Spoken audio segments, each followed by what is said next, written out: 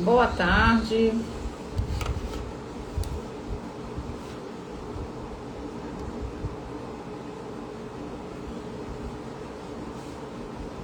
Boa tarde, gente. Vamos lá começar a nossa live de hoje sobre os alimentos fermentados nas doenças autoimunes. Será que eles são realmente importantes? Vale a pena investir nesse tipo de alimento? Será que ele traz realmente benefícios ou é mito? É moda? A gente vai falar sobre isso hoje, tá? Nesses 30 minutinhos de live, em que eu vou pegar o horário do almoço de vocês para falar sobre os alimentos fermentados. Então vamos deixar o pessoal chegando, dar um tempinho. Quem vai assistir gravado depois, pode deixar a dúvida, a pergunta, tá? Que depois eu respondo. Mas hoje a gente vai trazer esse assunto porque é um assunto que gera muita curiosidade, né? Muita gente vai na onda de consumir, de comprar os alimentos fermentados, mas não sabe ao certo se isso vai trazer benefício ou não. E a gente vai falar hoje sobre esses benefícios, esses possíveis benefícios nas doenças autoimunes. Então, as mulheres autoimunes aqui do canal, aqui do perfil, vão se identificar, porque eu recebo muito essa dúvida nos atendimentos, né? Mário, eu tô usando kombucha e aí não tô notando melhora nenhuma, ou eu comecei a tomar e notei muita melhora da minha dor articular, quando a pessoa tem artrite, por exemplo. Meu intestino melhorou, regulou mais, eu percebi que meu intestino está funcionando melhor, enfim, né?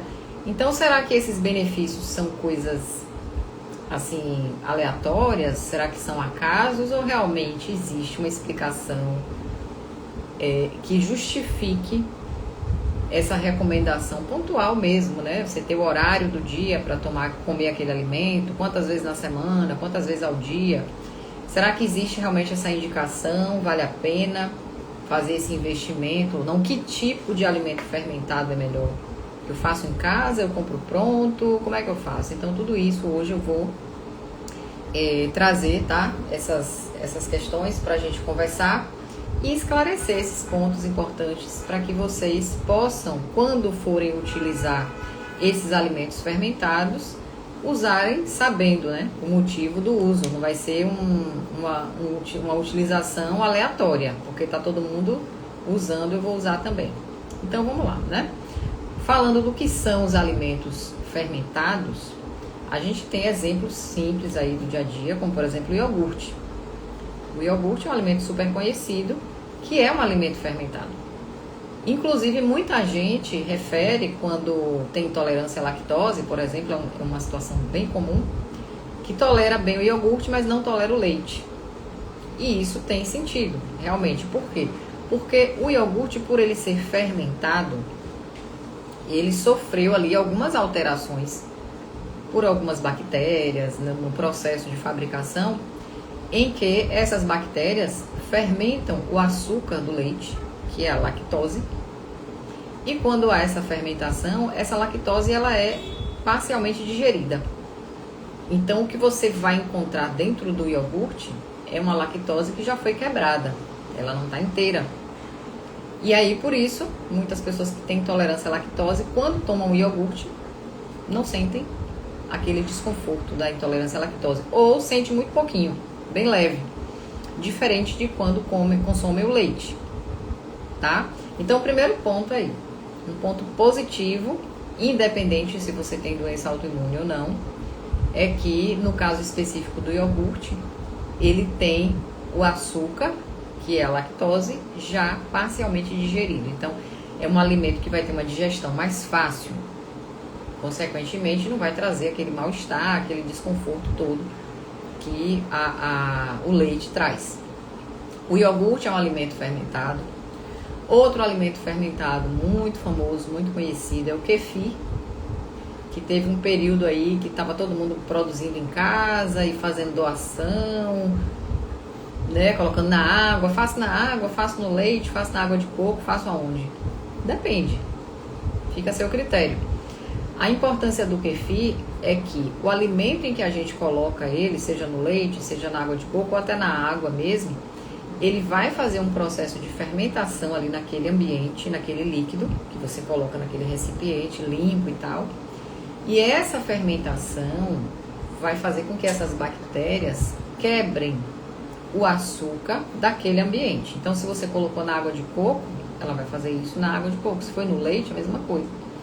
Então, essa quebra vai fazer com que aquele líquido que você preparou com aquele kefir seja um líquido de alto valor nutricional, porque nesse processo de fermentação, que as bactérias, que esses fungos, principalmente as bactérias fazem, a consequência mais importante é melhorar a digestão, a digestibilidade daquela preparação, tá? Assim como no iogurte. São muitas bactérias boas que estão ali dentro, então essas bactérias que vão se proliferando, que vão se desenvolvendo ali naturalmente no processo de fermentação, vão fazer um efeito de proteção para o intestino. É como se você estivesse usando probióticos. Acho que todo mundo já usou probiótico alguma vez. Ou em sachê, ou em cápsula, que é aquela suplementação em que você tem cepas de bactérias boas, que vão ter um efeito positivo na saúde intestinal, na saúde digestiva, né? Todo mundo já usou probiótico, ou se não usou, conhece. Então, esse kefir ou iogurte, qualquer alimento fermentado, ele é uma combinação ali de bactérias fermentativas, bactérias boas, que vão equilibrar a saúde intestinal. Quando você toma aquele alimento, você está ingerindo o quê? Um monte de bactérias boas que vão chegar vivas lá no seu intestino, e lá no intestino elas vão começar a se proliferar, a ocupar o ambiente, a tomar conta daquele ambiente, recolonizar.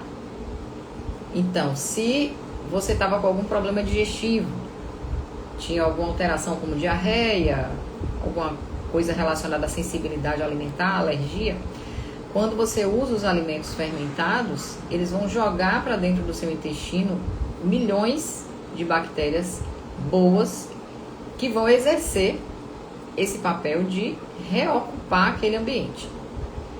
Como essas bactérias vão chegar em grande quantidade, elas vão competir naquele ambiente com aquelas bactérias ruins que estavam causando ali a diarreia, a intolerância alimentar, uma infecção intestinal.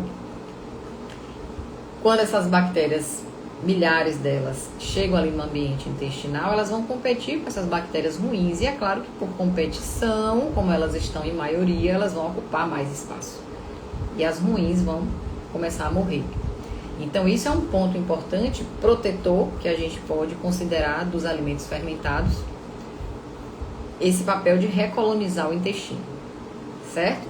Recolonizando, como essas bactérias vão continuar o processo de fermentação lá no intestino, quando elas fermentam, elas liberam substâncias, isso é natural do processo de fermentação, elas liberam substâncias que têm uma ação na proteção da parte interna do intestino.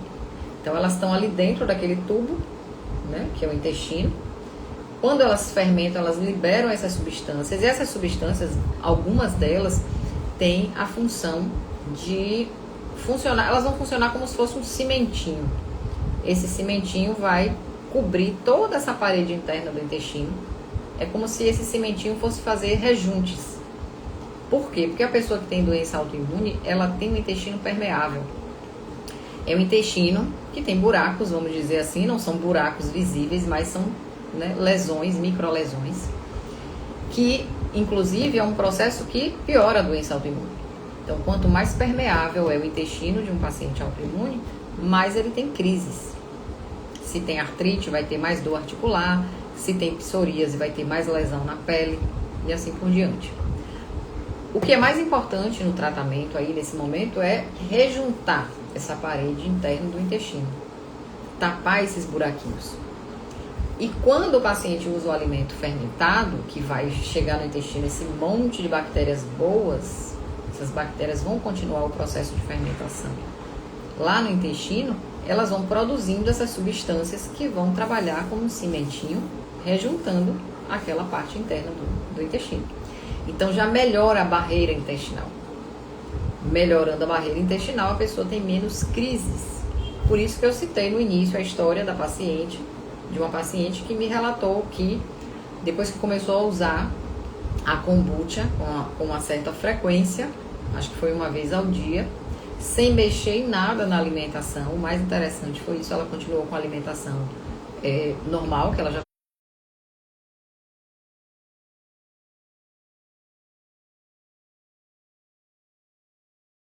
que as dores diminuíram, justamente por isso.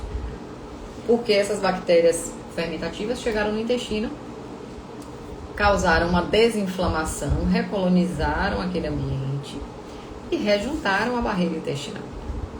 A barreira intestinal ficou saudável, então o sistema imune ele parou de reagir, porque quando a gente rejunta essa mucosa intestinal, algumas frações de alimentos que chegam ali no intestino, elas param de atravessar pela barreira para ir para o sangue. Porque o grande problema é esse, do paciente autoimune que tem o intestino permeável, o intestino furado. Algumas proteínas da alimentação atravessam, vão para o sangue, e quando chega no sangue, o sistema imune começa a atacar.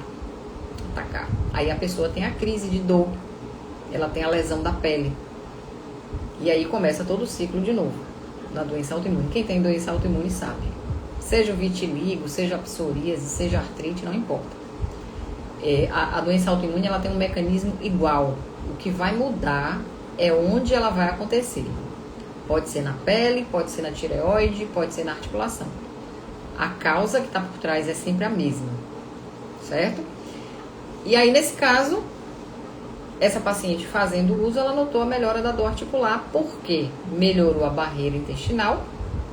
Isso foi uma proteção que reduziu a chegada dessas proteínas alimentares na circulação, ativando o sistema imune a fazer esse ataque às articulações dela. Então, como o sistema imune parou mais um pouco, né, de fazer esse ataque às articulações, o que é que ela notou? O que é que ela foi notando com o tempo?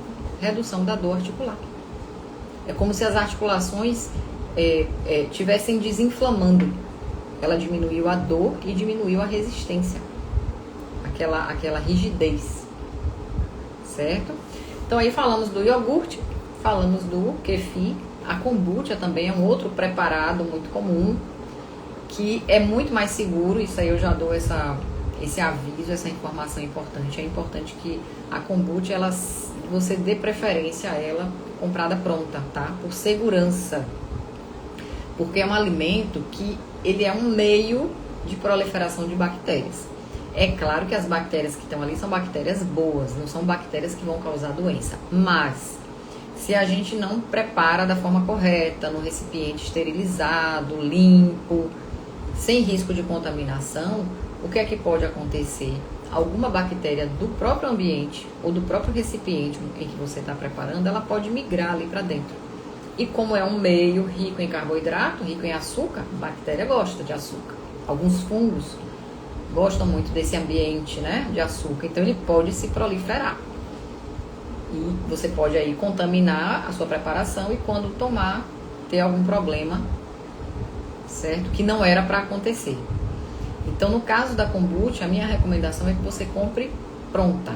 Claro, você vai buscar no mercado aquelas marcas em que você leia o rótulo sempre para ver de que foi que ela foi feita em quê. Então, tem sucos de fruta, tá? Elas têm aquele gás, que é um gás que parece refrigerante quando a gente abre, né? Sai aquele gás, mas esse gás é um resultado da fermentação. Não é porque tem gás adicionado, é porque quando você abre, as bactérias estão ali dentro fermentando, elas liberam gás. Quando você abre a garrafinha, sai aquele barulhinho e ela tem um sabor parecido com refrigerante. Fica aquele gás, né? Aquela coisa que incomoda um pouco, azedinho. Mas aquilo é justamente por conta da fermentação que essas bactérias fazem. Nesse caso aí é mais seguro que você compre a kombucha pronta, evitando aquelas que têm algum aditivo, porque muitas vezes tem alguns fabricantes, principalmente aquelas marcas em que a kombucha é mais barata, pode ter adição de corante artificial, sim, de algum sabor artificial. Então, nesse caso, não vale a pena. é melhor que você procure aquela kombucha mais natural, aquela que realmente vai ter o açúcar natural da fermentação, né? Não é um açúcar de adição, não vai ter corante, não vai ter nenhum aditivo químico conservante, nada disso. É importante, quando for comprar a kombucha pronta, que você busque por marcas que já tenham, que já são conhecidas, marcas de melhor qualidade. Pela questão da segurança, óbvio, porque ali você tem bactérias, e bactérias podem ser boas e podem ser ruins. Tudo, né? Depende da situação.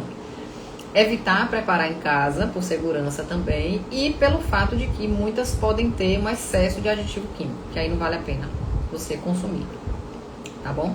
Mas, no mais, o efeito é positivo sim nas doenças autoimunes, porque os pacientes autoimunes têm essa permeabilidade intestinal, têm uma barreira intestinal prejudicada, ferida, lesionada, e os alimentos fermentados são excelentes opções como fonte de bactérias boas que vão recolonizar esse intestino. Essas bactérias vão ocupar o intestino, vão tomar conta daquele ambiente, vão continuar fermentando, vão desinflamar essa parede interna do intestino e, óbvio, isso só vai trazer benefício, porque vai estabilizar a autoimunidade e essa pessoa vai ter menos sintomas. É o único tratamento que eu tenho que fazer? Eu tenho doença autoimune? Claro que não.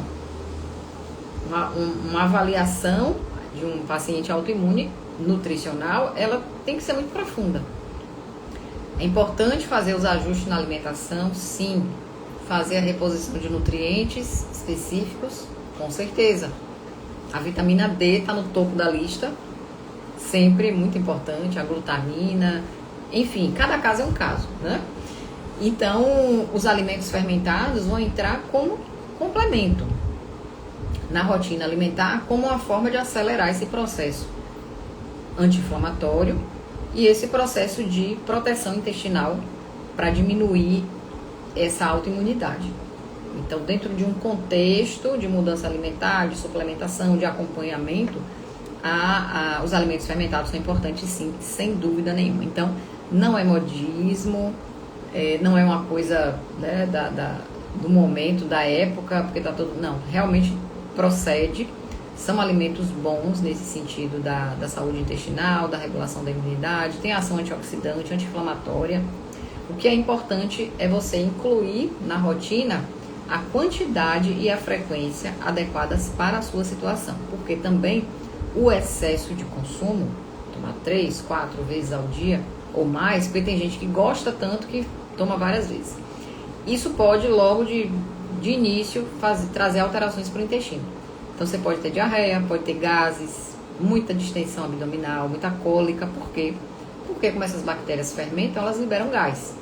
E esse gás, em excesso, ele vai causar cólica.